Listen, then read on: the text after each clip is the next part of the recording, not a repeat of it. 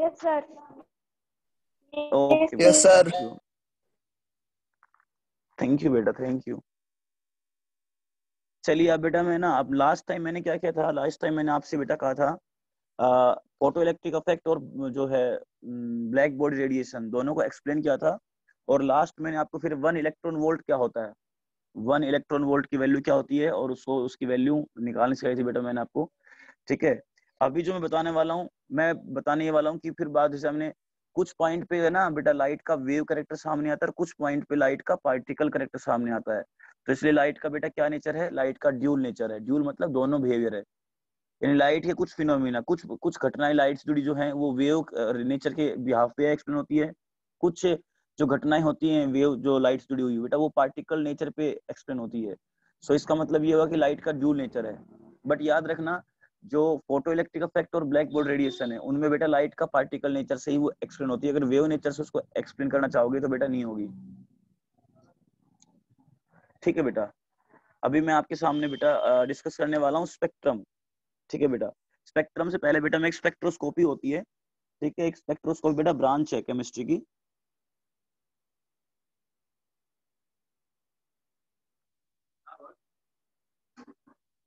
Spectroscopy बेटा branch है। इस ब्रांच में होता क्या है कि ये स्टडी करती है स्पेक्ट्रा के साथ। अब बात दूसरी ये मेन है कि स्पेक्ट्रा क्या होता है। ठीक है, सो एज यूजुअल मैंने पहले आपको बताया था कि स्पेक्ट्रा वो होता है जिसके ऊपर डिफरेंट डिफरेंट एनर्जी की रेडिएशन जो होती हैं उनको स्क्रीन पे जब ऑब्टेन करते हैं ना बेटा, डिफरेंट डिफरेंट एनर्जी की जो रेडिएशंस होती हैं with different frequency with different wavelength. तो डिफरेंट फ्रीक्वेंसी और डिफरेंट वेवलेंथ की जो आपके पास रेडिएशंस होती है उनको हम एक स्क्रीन पे ऑब्टेन करते हैं और स्क्रीन पे उनका पैटर्न बन जाता है, तो वो पैटर्न बेटा कहलाता है स्पेक्ट्रा। ठीक है, ओके बेटा ये स्पेक्ट्रम, बेटा स्पेक्ट्रम जो स्पेक्ट्रा जो वर्ड है बेटा इससे आप थोड़ा नोन हो पाया नहीं हो पाए बेटा मुझे बताओ कि मुझे, क्योंकि मुझे बार बार मैं स्पेक्ट्रा वर्ड बोलूंगा, स्पेक्ट्रम वर्ड बोलूंगा, तो प्लीज आप इसे बताइए मुझे स्पेक्ट्रम का मतलब क्या होता है। स्पेक्ट्रम का मतलब होता है जो स्क्रीन के ऊपर डिफरेंट डिफरेंट रेडिएशंस और डिफरेंट डिफरेंट रेडिएशन जो डिफरेंट फ्रीक्वेंसी और डिफरेंट वेवलेंथ की है उनको हम उस पर ऑब्टेन करते हैं, कहीं से आ रही हो वो, किसी सोर्स से निकल रही हो, चाहे वो एक गर्म लोहे की रोड से निकल रही हो, चाहे सूरज से आ रही हो, ठीक है बेटा, सन से आ रही हो, चाहे किसी गर्म कप, गर्म चाय वाले कप जो चाय रखी है गर्म जो कप में उसमें निकल रही हो। तो जो रेडिएशंस होती हैं डिफरेंट फ्रीक्वेंसी और डिफरेंट वेवलेंथ के साथ उनको हम एक स्क्रीन पे ऑब्टेन करते हैं और वो स्क्रीन पे जब ऑब्टेन करते हैं तो बेटा वो कलर बैंड बन जाते हैं। अगर उन रेडिएशंस का कोई पर्टिकुलर कलर है तो कलर बैंड बन जाएंगे, अगर उनका कलर नहीं है, कलर क्यों नहीं है, कलर बेटा उन्हीं का दिखेगा जिन्हें हमारी आंखें देख पाती है, यानी विजिबल रेस के अंदर जो हमारी फ्रीक्वेंसी और वेवलेंथ है उसी को हम देख पाते हैं। बाकी विजिबल रेस से ऊपर और नीचे जो फ्रीक्वेंसी और वेवलेंथ होती है उनकी रेडिएशंस को हम नहीं देख पाते, लेकिन वो होती है एक्चुअल में।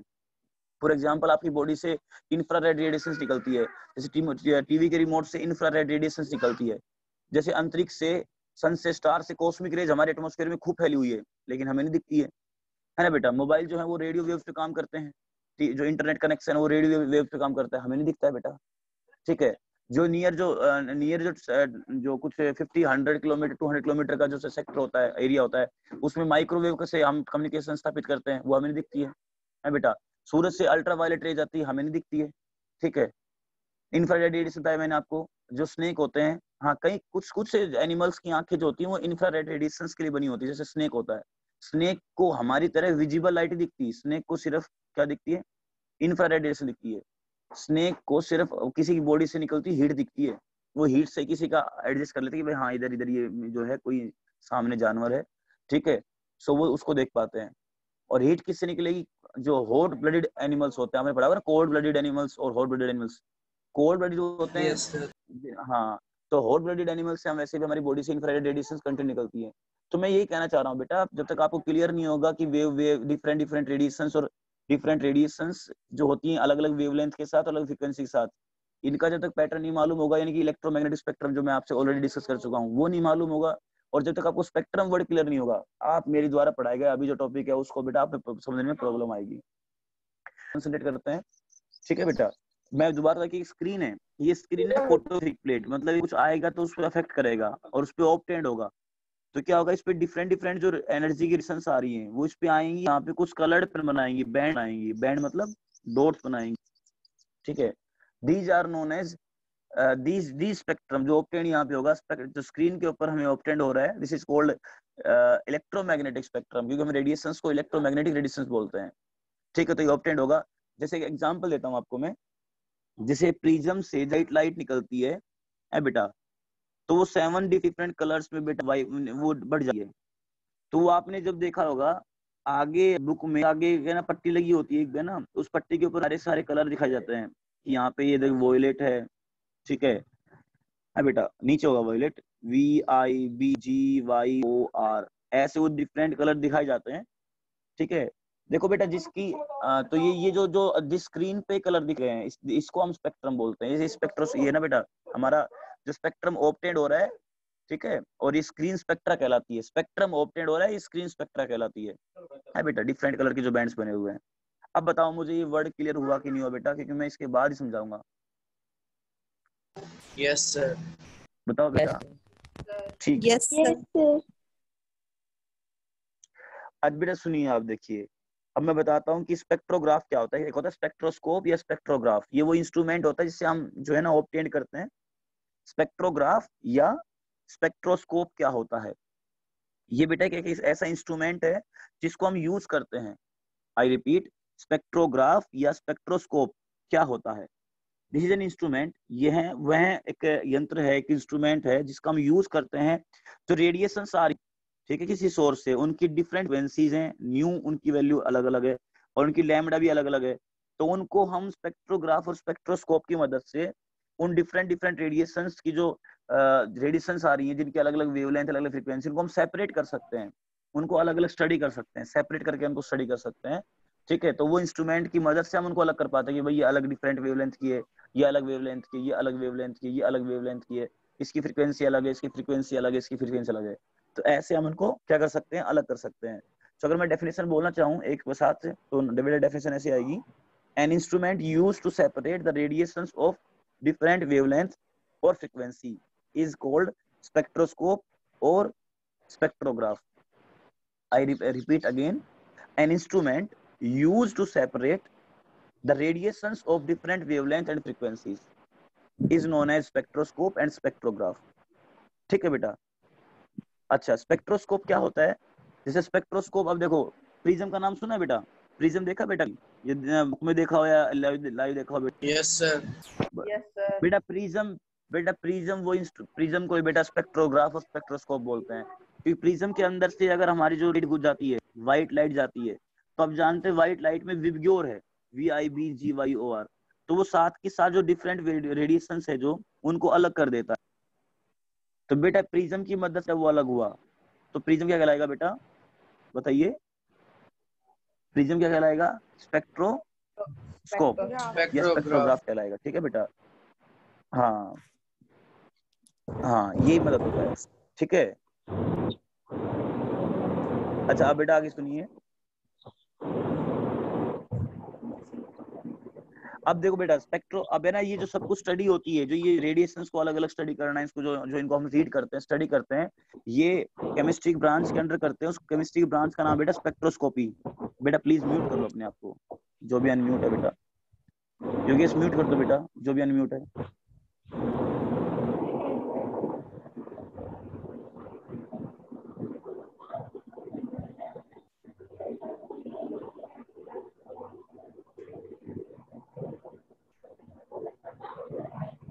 बेटा छवि, बेटा म्यूट हो जाओ शाबाश बेटा छवि, थैंक यू बेटा। आई रिपीट अगेन बेटा, भी चैटिंग का यूज नहीं करेगा, ठीक है। अच्छा अब देखिए, सब कुछ हम जो करते हैं ये अलग अलग करने का, हम स्पेक्ट्रोस्कोपी में करते हैं ब्रांच में। स्पेक्ट्रोस्कोपी को दो हिस्सों में बांटा गया है। एक बेटा इमिशन, जो स्पेक्ट्रोस्कोप है ना बेटा, जो निकलता जो हम पैटर्न ऑब्टेन करते हैं, वो दो तरह का होता है। एक होता है बेटा इमिशन स्पेक्ट्रम, इमिशन स्पेक्ट्रम, और बेटा एक होता है हमारा एब्जॉर्प्शन स्पेक्ट्रम।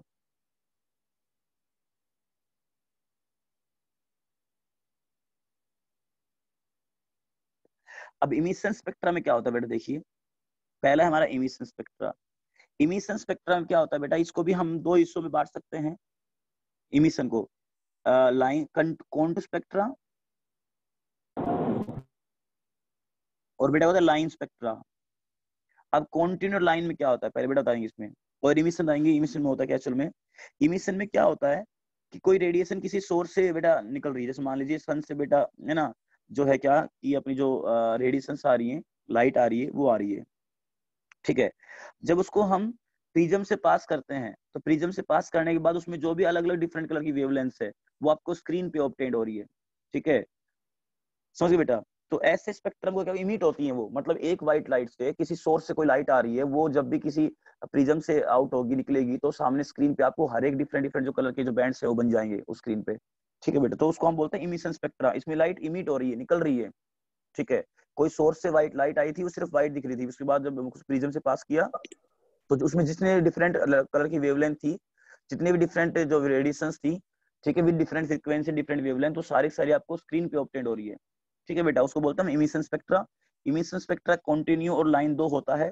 कॉन्टिन्यू में क्या होता है कि जब व्हाइट लाइट आपने एकदम से पास की है बेटा, तो वो आगे आपको स्क्रीन ऑब्टेन हुई, ठीक है, फोटोग्राफिक प्लेट पे ऑब्टेन हुई। तो उसमें क्या होता है, इसमें जो आपके पास जो, आप जानते हैं व्हाइट कलर की जो लाइट होती है, वो 7 डिफरेंट कलर्स में बेटा बढ़ जाती है। तो इसमें क्या होगा, एक तो ये निकल गई, ठीक है, इससे स्प्लिट हो गई 7 अलग अलग कलर में। दूसरी बात, जो आपके 7 के 7 जो कलर है, वो एक दूसरे के साथ बिल्कुल मर्ज होते हैं ऐसे, मतलब बिल्कुल अलग नहीं होते कि यहाँ तक रेड है, यहाँ ब्लू है, यहाँ वोयलेट है। जैसे इंद्रधनुष होता है, इंद्रधनुष में ही सेम का सेम जो समझा रहा हूँ, वो इंद्रधनुष वाला पैटर्न है। जैसे इंद्रधनुष में होता है, इंद्रधनुष को देखकर आपको बता नहीं सकते कि भाई यहाँ तक रेड कलर है, यहाँ तक वोयलेट कलर है, यहाँ तक येलो है, यहाँ तक ये बन रहा है। ये सारे की सारी जो डिफरेंट वेरिएशंस है, वो एक दूसरे के अंदर मर्ज होती है, ठीक है। तो इमिशन स्पेक्ट्रा हम इसको बोलते हैं कॉन्टिन्यू स्पेक्ट्रा, जब आपकी जो डिफरेंट डिफरेंट रेडिएशंस है, वो एक दूसरे में सबमर्ज हो रखी हो, ठीक है। कोई बिल्कुल सेपरेट लाइन ना हो कि भाई यहाँ तक ये है और यहाँ तक ये है, यहाँ तक ये है। जैसे इंद्रधनुष होता है, इंद्रधनुष एक स्पेक्ट्रम बनता है इससे ना बेटा, वो आसमान में बनता है बेटा, ठीक है, सबसे बेस्ट एग्जाम्पल इंद्रधनुष। तो उसमें क्या होता है, कलर का बिल्कुल डिफरेंट होता ही नहीं है, डिफरेंट कलर मतलब होता है, लेकिन उसमें सेपरेशन ऑफ नहीं होता, सेपरेट नहीं होते कलर एक दूसरे से, एक दूसरे में मर्ज रहते हैं। आप क्लियर ये नहीं बोल सकते कि भाई यहाँ तक वोयलेट है, यहाँ तक ग्रीन है, यहाँ तक ब्लू है, यहाँ तक रेड है। तो ऐसे को बोलते हैं कॉन्टिन्यू स्पेक्ट्रा। इमिशन स्पेक्ट्रा में पहला स्पेक्ट्रम जो बनेगा वो बनेगा कॉन्टिन्यू स्पेक्ट्रा। इसमें कलर है लगातार होते हैं, लेकिन एक दूसरे से सेपरेट नहीं होते। दूसरा तो बेटा लाइन स्पेक्ट्रा, ठीक है।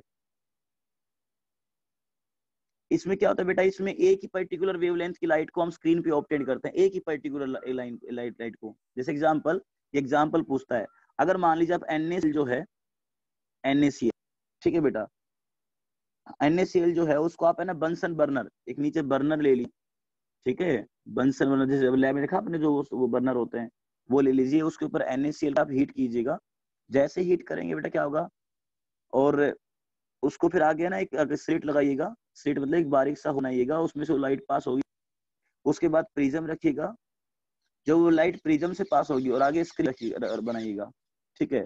तो जैसे ही प्रिज्म से लाइट पास होगी, तो स्क्रीन पे आपको 2 लाइन ऑब्टेन होती है, सिर्फ 2 लाइंस, 2 डिफरेंट एनर्जी की लाइंस ऑब्टेन होती है। इसका मतलब क्या हुआ बेटा, NaCl क्या करता है, NaCl जो है वो जो है येलो कलर की रेडिएशंस को इमिट करता है ओनली। मैंने कहा था ना सोर्स पे डिपेंड करता है, सन तो 7 डिफरेंट कलर की रेडिएशंस को व्हाइट बना के इमिट करता है। अब सोडियम से सिर्फ येलो कलर की रेडिएशन निकलती है। जब येलो कलर की जो यहाँ से लाइट निकल रही है, फिर उसको प्रिज्म से पास किया, तो प्रिज्म ने उसको और बांट दिया, फाइन लाइंस में बांट दिया।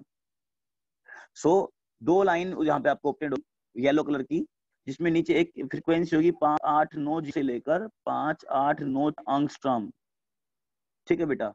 ये इनकी जो है ये फ्रीक्वेंसी, ये जो लाइन है ना यहाँ पे जो ऑब्टेन हुई है। सो बेटा यहाँ पे इनको देख के जब हम इन डाटा को, जो ये हमारे स्क्रीन पे लाइंस ऑब्टेन हुई है, जब इन लाइंस को हम मैच करते हैं हम, है ना, एक्चुअल में, कि भाई एक्चुअल में ये जो डाटा है, जो जो आपके सामने स्क्रीन पे ऑब्टेन हो रहा है, ये डाटा किससे मैच करता है। तो बेटा ये डाटा जो है ना येलो कलर की रेडिएशन से मैच करता है, कि येलो कलर की रेडिएशन जो होती है उसकी फ्रीक्वेंसी यहाँ से लेके इस रेंज से लेके इस रेंज तक है।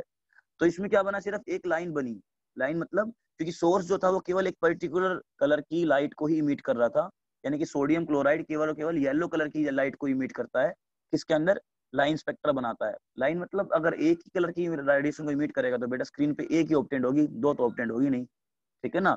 ये जो मैंने लाइन बनाई ऐसे करके दो, इनके बीच में बेटा यहाँ से लेके तक पूरा एक बैंड बनेगा, ठीक है, येलो कलर का। तो मैंने बता दे कि यहाँ से मिनिमम से लेके और मैक्सिमम कितनी फ्रीक्वेंसी हो सकती है येलो की, ठीक है, वो लिखी बेटा मैंने 5890 से लेके 5896 तक, ठीक है। तो ये है बेटा लाइन स्पेक्ट्रा। आप जानते हैं अलग अलग सोड जो होते हैं अलग अलग लाइन स्पेक्ट्रा शो करते हैं। जैसे सोडियम था वो येलो की लाइट लाइट इमिट करता है, ठीक है बेटा। जो आपका होता है ना KCl और एक होता है LiCl। KCl वो कलर की लाइट इमिट करता है और KCl बेटा LiCl बेटा पिंक कलर लाइट को इमिट कर, ये लाइन स्पेक्ट्रम बनेंगे। तो जो लाइट इमिट करेंगे बेटा वही आपको ऑप्टेड होगी। सन से बेटा व्हाइट आते हैं, उसमें 7 डिफरेंट कलर होते हैं, तो 7 डिफरेंट होते हैं तो बेटा 7 के 7 मिलेंगे हमें प्रिज्म से निकलने के बाद। लेकिन सोडियम ने सिर्फ येलो छोड़ी तो येलो ही ऑप्टेड होगी बेटा हमें तो स्क्रीन पे, ठीक है ना। प्रिज्म उसमें क्या करेगा, प्रिज्म तो क्या करता है उसको सेपरेट कर देता है। अब प्रिज्म ने देखा भाई येलो आ रही है तो मैं येलो ही छोड़ूंगा आगे, और तो इसके अंदर है नहीं, तो इसमें ये रहेगा बेटा। और दूसरा तो बेटा एब्जॉर्प्शन स्पेक्ट्रम। एब्जॉर्प्शन में होता है, एब्जॉर्प्शन में जैसे क्या कीजिएगा, जैसे मान लीजिए आपने व्हाइट लाइट ली है, ठीक है, ये व्हाइट है बेटा, आ रही एक तरफ से व्हाइट लाइट है, इसको क्या कीजिए आप है ना स्लिट लगाइए, मतलब कम से कम यहाँ से एक बस एक रेडिएशन पास हो, उसका अगर आप NaCl सॉल्यूशन रख दीजिए, NaCl सॉल्यूशन, जहाँ NaCl जो है उसको गर्म करने पर येलो कलर की जो रेडिएशन वो इमिट होती है, अगर व्हाइट लाइट को आप NaCl सॉल्यूशन से पास कर दोगे तो NaCl सॉल्यूशन येलो कलर की रेडिएशन को एब्जॉर्ब कर लेता है। अब जो आगे जो लाइट बची इसमें से निकलेगी, अब जो उसको प्रिज्म से पास कीजिएगा, प्रिज्म से पास करेंगे तो स्क्रीन पे ऑब्टेन कीजिएगा, स्क्रीन पे सारे कलर मिलेंगे बट लेकिन कौन सा कलर नहीं मिलेगा बताओ आप, बताओ कौन सा येलो, नहीं मिलेगा बताओ। Yellow, yellow. और स्क्रीन शॉट बेटा लेते रहना चाहिए स्ट्रेंथ के साथ, ओके, स्ट्रेंथ के साथ स्क्रीन शॉट लेते रहना। सो बेटा मुझे बताओ कि वो येलो कलर की रेडिएशन गई कहाँ, फिर बताओ एक बार। NaCl ने एब्जॉर्ब कर ली। Very good. अब NaCl ने एब्जॉर्ब कर ली तो आपका जो स्पेक्ट्रम आगे ऑब्टेन हो रहा है क्या उस पे येलो कलर आएगा? No sir. तो उसकी जगह येलो सारे आएंगे, वोयलेट आएंगे, VIBGY OR, सब बेटा ऑप्टेन होंगे सिर्फ ये को छोड़ के, ठीक है। येलो की जगह पता क्या मिलेगी, येलो की जगह कुछ डार्क लाइन मिलेगी, डार्क लाइन। डार्क मतलब जहाँ पे कोई कलर नहीं आया वहां पे डार्क लाइन बनती है, जहाँ पे कोई कलर नहीं आया स्क्रीन के ऊपर वहां पे डार्क बैंड बनता है, ठीक है। सो क्या होगा बेटा, तो इसका मतलब ये होगा कि इसे बोलते हैं एब्जॉर्प्शन स्पेक्ट्रम, यानी कि इसके अंदर इस पूरा जो स्पेक्ट्रम हमारा स्क्रीन पे है V से लेके R तक सारे कलर आ गए, लेकिन कौन सा नहीं आया, सिर्फ येलो आया क्योंकि वो एब्जॉर्ब हो गया। तो ऐसा स्पेक्ट्रम जिसमें कोई लाइट एब्सेंट है, ठीक है, ऐसा स्पेक्ट्रम जिसमें कोई रेडिएशन एब्सेंट है उसकी जगह बेटा क्या बन जाएगी, डार्क लाइन बन जाएगी, और ये बताएगा उस स्पेक्ट्रम कि भाई यहाँ पे जो लाइट आनी थी वो पहले किसी ने एब्जॉर्ब कर ली है, वो यहाँ तक पहुंची नहीं है। तो बेटा ये होता है एब्जॉर्प्शन स्पेक्ट्रम। बेटा आया समझ में इमिशन और एब्जॉर्प्शन फर्क बेटा? इमिशन में सारे की सारी लाइट को इमिट कर दिया जाता है, जो भी लाइट सोर्स से आ रही है सारी सारी इमिट करके स्क्रीन पे आती है। एब्जॉर्प्शन में जो लाइट एब्जॉर्ब होगी वो स्क्रीन पे नहीं आएगी, जो बच गई वो स्क्रीन पे आएगी। अब बताओ बेटा समझ में आया ये सब दोनों? ऑरेंज ब्लू वो जो बैंड बनते हैं उन्हें बोलते हैं, इसलिए मैं इनको बार बार बैंड बोल रहा हूँ। बैंड मतलब एक पर्टिकुलर लाइट लाइट जो है उसका जो जो जो उस वो जो नजर आ रही है स्क्रीन के ऊपर उसे हम बैंड बोलते हैं छोटा सा, ठीक है। और ऐसे डिफरेंट डिफरेंट बैंड बनेंगे अलग अलग रेडिएशंस के। तो इमिशन में जो भी सोर्स के पास लाइट होती है वो सारी सारी प्रिज्म से निकलने के बाद सारी सारी अलग अलग बिखर कर कंप्लीटली स्क्रीन पे ऑब्टेंड होती है, ठीक है। यानी जो सोर्स जो लाइट को इमिट कर रहा है वो आपको स्क्रीन पे ऑब्टेंड होगी। तो इसमें बेटा दो तरह का बताया मैंने, एक होता है कंटिन्यू इमिशन स्पेक्ट्रा और एक होता है line spectra. Continue emission spectra में व्हाइट लाइट से बनता है, जब व्हाइट लाइट प्रिज्म से निकलती है तो 7 डिफरेंट कलर के जो रेडिएशन है आपको स्क्रीन पे ऑब्टेंड होती है, लेकिन 7 कलर की जो रेडिएशन है वो एक दूसरे के अंदर मर्ज रहती है, मतलब उनमें आप सेपरेट नहीं कर सकते कि भाई यहाँ से यहाँ, मान लो ये रेड थी तो इसमें बेटा येलो भी मर्ज रहेगी, ठीक है। वोयलेट है तो उसमें क्या होगा, वोयलेट यहाँ तक मान लो उसमें क्या रहेगा बेटा, इंडिगो है ना रहेगी, तो आप है ना उनको सेपरेट नहीं कर सकते। यानी इमिशन स्पेक्ट्रा सारी सारी आपको रेडिएशन मिल रही है लेकिन वो एक दूसरे में मिक्स, मतलब उसमें है ना धसी हुई है एक दूसरे के अंदर घुसी हुई है, उनको आप सेपरेट नहीं कर सकते, मतलब उनमें कोई सेपरेट लाइट कोई जो कलर बैंड बन रहे वो सेपरेट नहीं एक दूसरे से। और बेटा दूसरा था लाइन स्पेक्ट्रा। अब मान लो NaCl है, अब NaCl बेटा छोड़ता ही येलो कलर की रेडिएशन से, तो प्रिज्म से निकलने के बाद वो येलो कलर का ही बैंड मिलेगा आपको स्क्रीन पे, तो एक लाइन बनेगी क्योंकि एक ही रेडिएशन आई तो एक ही रेडिएशन की एक लाइन बनेगी, है वो समझ में, एक ही बैंड बनेगा ना, एक बैंड को हम एक लाइन बोलते हैं, ठीक है। मैं फिर बताना चाहूंगा NaCl छोड़ ही NaCl जो है वो येलो कलर की रेडिएशन को इमिट कर रहा है, तो बेटा प्रिज्म से निकलने के बाद प्रिज्म क्या करेगा भाई, प्रिज्म तो तब करेगा जब डिफरेंट कलर की रेडिएशन आ रही है उनको अलग करता है। प्रिज्म तो आई एक NaCl की रही है, NaCl से येलो आ रही है तो उसको बेटा इमिट करके उसको स्क्रीन पे ऑब्टेन कराएगा, तो येलो की ही ऑब्टेन होगी ना, है बेटा। तो एक लाइन बनेगी, सिर्फ एक पर्टिकुलर रेडिएशन की लाइन बनेगी, that is called line spectra. अब बताओ बेटा जो सोर्स इमिट कर रहा है वही आपको स्क्रीन पे ऑब्टेंड होगा, चाहे वो बहुत सारी रेडिएशन हो तो सारी सारी मिलेंगी, एक हो तो एक मिलेंगी, दो हो तो दो मिलेंगी।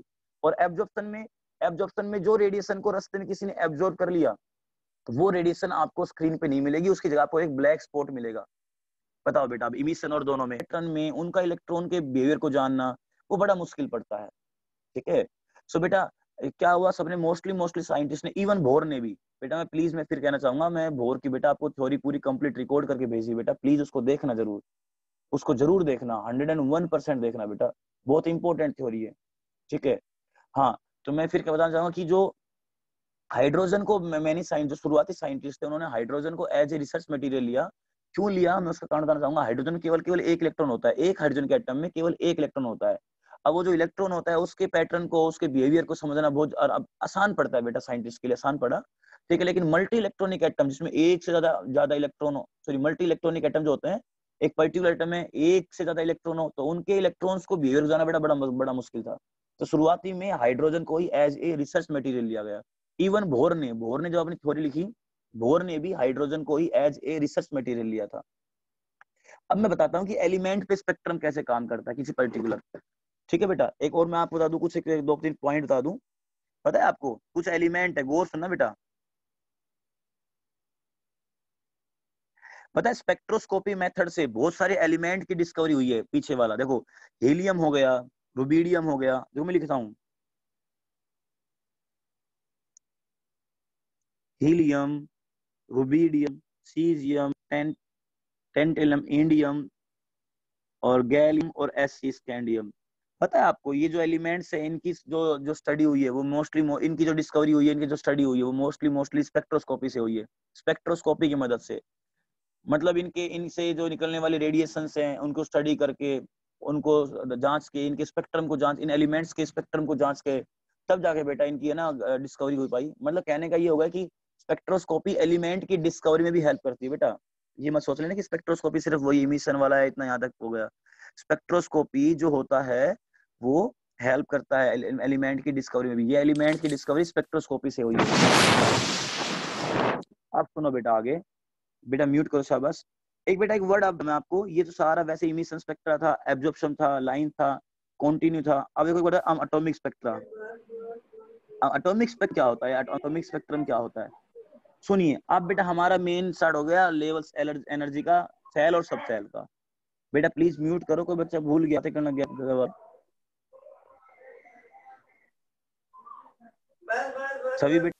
ठीक है बेटा, ये न्यूक्लियस आपको मैंने एन लिख दिया। अब इलेक्ट्रॉन मान लीजिए, ये मैं इसमें डायग्राम को बेटा आधा कट करके बनाऊंगा बेटा, हमेशा याद रखना, आगे जब पढ़ाऊंगा अगली क्लास में भी थोड़ी देर बाद, तो मैं इस डायग्राम को कट करके बनाऊंगा ऐसे। मैं न्यूक्लियस को नीचे लिख दूंगा, फिर मैं first, second, third, fourth, fifth ऐसे बनाऊंगा। ठीक है बेटा, ऐसे ये डिफरेंट डिफरेंट लेवल बनाऊंगा, जब इलेक्ट्रॉन घूम रहे हैं ना इनको ऐसे बनाऊंगा। और इनको मैं लिखूंगा 1 2 3 4 5 से। बेटा समझ में आया, ऐसे लिखूंगा, कोई दिक्कत नहीं बेटा ऐसे, ठीक है ना ऐसे। बेटा ऐसे समझ पाओगे ना, जो मैंने राइट हैंड साइड डायग्राम बनाया, एटम को मैं सर्कुलर बार बार ना भर, मैं ऐसे बनाऊंगा, जो राइट हैंड साइड मैंने लाइंस बनाई ना ऐसे बनाऊंगा, कोई दिक्कत नहीं बेटे, इससे समझ जाओगे ना।